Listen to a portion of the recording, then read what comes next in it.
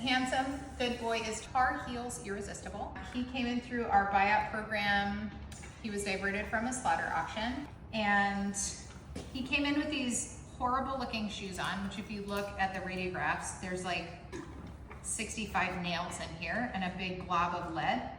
This shoe type is called Stacks. Of course, immediately, all we want to do is just take these off.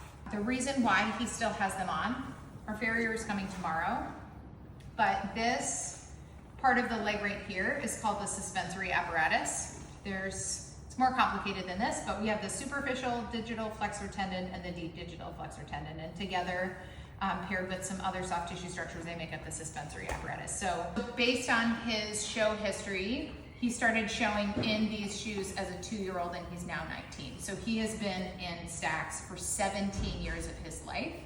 And so this suspensory apparatus has been at this angle.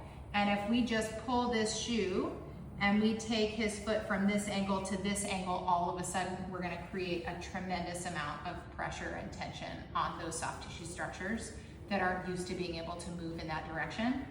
I am not a farrier. I don't even know how you would get out these huge, they look like roofing nails to me. They look like these big construction nails, but in the x-rays we can see how many nails are actually holding this shoe in place. So it's not just this that we can take off, but we also have to be very, very careful to support the soft tissue structures of the leg.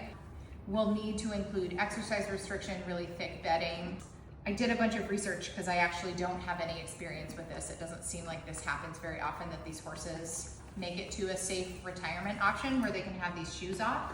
And so we're gonna have to communicate with our farrier and see if she thinks there's a safe option for him. So we would love to have these off.